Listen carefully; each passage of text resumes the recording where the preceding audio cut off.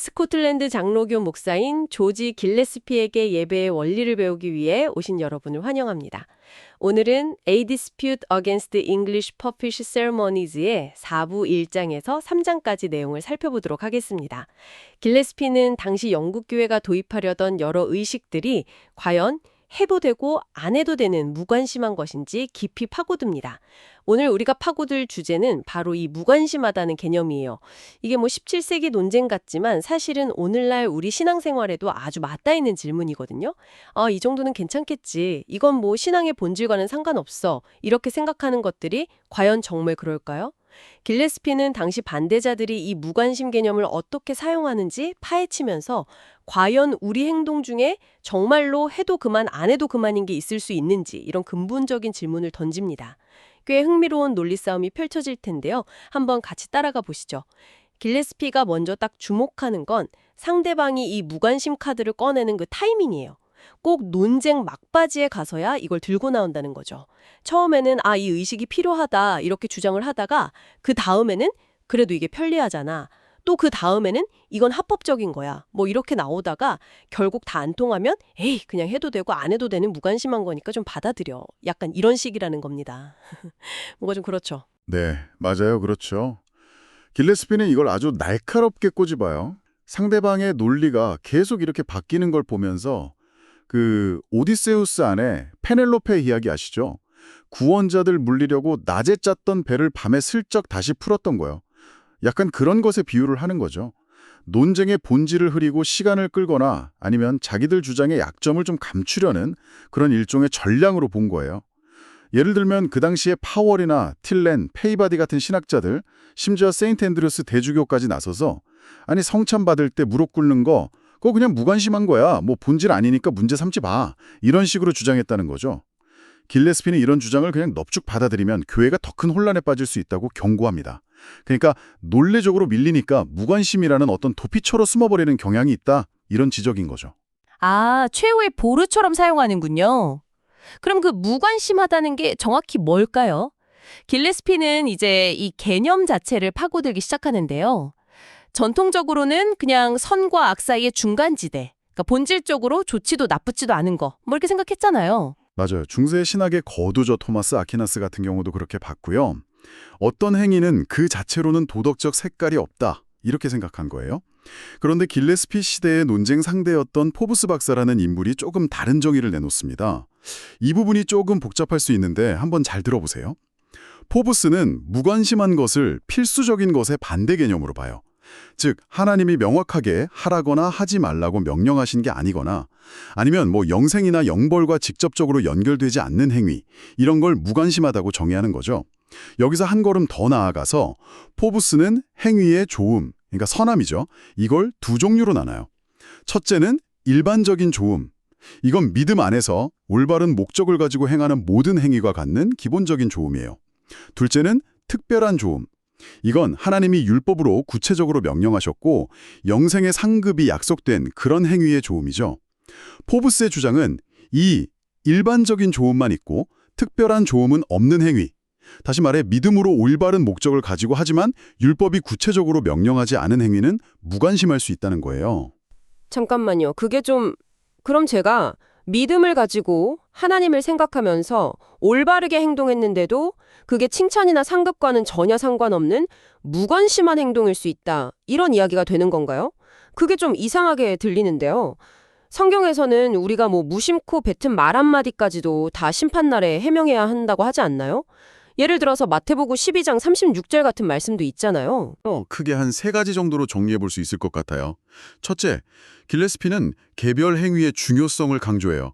우리가 평가해야 할 것은 결혼이나 예배 참석 같은 그런 추상적인 행위의 종류가 아니라는 거죠. 라틴어로는 이걸 쿼하게 앤드 스페셜이라고 하는데 이게 아니라 지금 바로 여기서 내가 혹은 당신이 실제로 행하는 구체적인 하나하나의 행동, 이걸 쿼하게 앤드 인디비주움이라고 하죠. 바로 이걸 봐야 한다는 거예요. 이 개별 행동의 도덕적 성격은 그 행동이 어떤 상황에서 또 어떤 방식으로 이루어지느냐에 따라서 결정된다는 거죠. 둘째, 길레스피는 포브스가 나눈 필수적인 행위, 예를 들면 주일 예례 참석 같은 거요. 그리고 무관심한 행위, 예를 들어 결혼 같은 거요. 이 둘을 비교하면서 이 둘 모두 개별적으로 이루어질 때는 그 선함이나 상급은 행위 자체의 종류보다는 어떻게 행했느냐에 달려있다고 봐요. 예를 들어 볼까요? 위선자가 드리는 예배는 분명 하나님이 명령하신 필수적인 행위 유형이죠. 하지만 그 개별 행동은 위선 때문에 악하고 상급도 없잖아요. 반대로 포브스가 무관심하다고 분류한 결혼이라도 믿음 안에서 하나님의 영광을 위해서 올바른 동기로 한다면 그 개별 행위는 선하고 칭찬받을 만하다는 거죠. 결국 개별 행위 차원에서는 필수적인 행위든 무관심한 행위든 똑같이 어떻게 했느냐로 선악이 갈린다는 거예요. 셋째, 길레스피는 더 나아가서 올바른 이성, 그러니까 하나님의 뜻에 맞는 합리적인 판단에 따라서 행해진 모든 도덕적 행위는 기본적으로 선하다고 봐요. 그렇기 때문에 칭찬받고 상급을 받을 가치가 있다는 거죠. 포브스처럼 필수적이지는 않지만 선한 행위를 굳이 무관심하다고 부르는 것은 용어를 혼란스럽게 만드는 거고, 또 도덕 세계에서는 선한 것과 선한 것이 서로 충돌하지 않는다는 기본적인 원칙에도 어긋난다고 비판해요. 심지어 포브스 자신이 인용한 교부 히에로니머스의 정의, 즉 무관심한 것이란 선도 악도 아니며 의로움도 불의함도 없는 것이라는 정의와도 자기 주장이 모순된다고 지적하죠. 스스로 일반적인 선함이 있다고 인정해놓고 어떻게 동시에 의로움이 없다고 말할 수 있느냐는 거예요. 와, 길레스피 논증이 정말 탄탄하네요. 행위의 종류와 실제 개별 행위를 딱 구분하고 우리가 의도를 가지고 하는 모든 행동에는 결국 도덕적인 의미가 담길 수밖에 없다. 이 점을 강조하는군요. 듣고 보니 홉스의 주장이 좀 허술해 보이기도 하고요. 그럼 이제 이 논의를 실제 우리의 행동, 그러니까 실제로 행해지는 행위, 라틴어로는 in actual exercito라고 하셨죠? 이 영역으로 가져와서 더 깊이 파고드는 건가요? 맞습니다. 개념적인 논박을 넘어서 이제 길레스피는 그래서 우리가 실제로 하는 행동 중에 정말로 무관심한 게 있을 수 있을까? 바로 이 질문에 답하려고 합니다. 이걸 따지기 위해서 몇 가지 중요한 원칙 혹은 전제를 세우는데요. 이게 또 아주 중요합니다. 첫째, 어떤 행동이 좋은지 나쁜지는 단순히 그 행동의 대상이나 목적만 봐서는 안 되고 관련된 모든 상황들을 다 고려해야 한다는 거예요. 길레스피는 고전적인 질문들을 활용하죠. 누가, 무엇을, 어디서, 어떤 도움으로, 왜, 어떻게, 언제 했는가. 이 모든 상황적 요소들이 합쳐져서 그 개별 행동의 도덕적 성격을 구체적으로 결정한다는 겁니다. 아까 말씀드린 개별 행동 코어와드 인디비주엄을 다시 한번 강조하는 거죠. 둘째, 논의의 초점을 명확히 해요. 우리가 지금 다루는 것은 머리를 긁거나 다리를 떠는 것처럼 별 생각 없이 거의 무의식적으로 하는 그런 행동이 아니고요. 우리가 의지를 가지고 이성적으로 숙고해서 결정하는 행동들입니다. 이런 숙고된 행동에 무관심이라는 딱지를 붙일 수 있냐는 거죠. 셋째, 무관심의 의미를 다시 한번 명확히 합니다. 이 행동이나 저 행동이나 비슷비슷하다 이런 식의 상대적인 의미가 아니라 어떤 행동 자체가 선과 악 그 어느 쪽에도 속하지 않는 절대적인 의미에서 무관심할 수 있느냐, 이게 문제의 핵심이라는 거예요. 그리고 넷째, 이게 길레스피 논증의 하이라이트라고 할 수 있는데요. 바로 세 가지 규칙입니다. 길레스피는 어떤 행위 유형이 그 자체로는 수와 나투라, 무관심한 성격을 가졌다고 해도 우리가 그것을 실제로 사용할 때 인우수는 반드시 이 세 가지 성경적인 규칙의 지배를 받아야 한다고 주장해요. 이 세 규칙을 통과하지 못하면 아무리 그 자체로 중립적인 것이라도 함부로 행해서는 안 된다는 거죠. 세 가지의 규칙이요? 아, 드디어 핵심이 나오는군요. 그게 뭔가요? 궁금한데요? 첫 번째는 경건의 규칙이에요. 고린도전서 10장 31절 말씀이죠. 그런즉 너희가 먹든지 마시든지 무엇을 하든지 다 하나님의 영광을 위하여 하라는 명령입니다. 우리의 모든 행동이 궁극적으로 하나님의 영광을 지향해야 한다는 거예요. 로마서 14장이나 골로새서 3장에서도 비슷한 말씀들이 나오고요. 내 행동이 하나님을 기쁘시게 하는가? 이게 첫 번째 필터인 셈이죠. 두 번째는 사랑의 규칙, Rule of Charity입니다. 이건 다른 사람과의 관계 속에서 적용되는 규칙이에요. 로마서 14장 21절에서 바울 사도가 고기도 먹지 아니하고 포도주도 마시지 아니하고 무엇이든지 내 형제로 거리끼게 하는 일을 아니함이 아름다우니라고 말한 것처럼요. 나에게는 아무리 합법적이고 괜찮은 행동이라도 그것 때문에 믿음이 약한 형제가 실족하거나 교회에 덕이 세워지지 않는다면 삼가야 한다는 거죠. 고린도전서 10장 23절도 모든 것이 가하나 모든 것이 유익한 것은 아니요 모든 것이 가하나 모든 것이 덕을 세우는 것은 아니라고 하면서 내 개인적인 자유보다는 공동체의 유익, 즉 덕을 세우는 것을 우선하라고 가르칩니다. 교회 안에서 하는 모든 일은 결국 서로를 세워주기 위한 것이어야 한다는 거죠. 세 번째는 순결의 규칙, Rule of Purity이에요. 이건 우리 내면의 양심과 관련된 규칙입니다. 로마서 14장 23절 후반부에 믿음을 따라 하지 아니하는 것은 다 죄니라는 말씀이 핵심이에요. 어떤 행동을 할 때 내 양심에 거리낌 없이 온전한 확신을 가지고 해야 한다는 거죠. 마냥 어떤 것이 그 자체로는 문제가 없을지라도 내 양심이 이건 좀 아닌 것 같다고 하거나 로마서 14장 14절 참조, 이거 해도 되나? 하고 의심하면서 행한다면 그 행동은 나에게 죄라 된다는 거예요. 온전한 확신이 없는 행동은 피해야 한다는 거죠. 로마서 14장 5절도 관련이 있고요. 와, 경건, 사랑, 순결. 그러니까 하나님의 영광, 이웃사랑, 그리고 내 양심의 확신. 이 세 가지 필터를 다 통과해야만 실제로 그 행동을 하는 것이 옳다, 이런 말씀이시군요. 단순히 이거 해도 법적으로 문제 없어, 원래 해도 되는 거야, 이런 수준을 훨씬 넘어서는 기준인데요. 그럼 이 세 가지 규칙이 개인의 판단이나 심지어 교회가 이렇게 하라고 정한 것보다도 더 우선한다는 건가요? 바로 그겁니다. 길레스피는 아주 단호하게 말해요. 개인의 자의적인 판단이나 교회가 내린 결정이라 할지라도 이 세 가지 성경적인 규칙보다 위에 있을 수는 없다는 거예요. 교회의 권위가 주어진 것은 성도들을 넘어뜨리기 위함이 아니라 덕을 세우기 위함이고, 에베소서 4장 12절 같은 말씀처럼요. 사도행전 15장에 나오는 예루살렘 공의회의 결정처럼 교회의 결정은 항상 스캔들을 피하고 교회의 덕을 세우려는 사랑의 법에 따라서 이루어져야지 그냥 권위로 찍어 누르든 명령할 수는 없다는 거죠.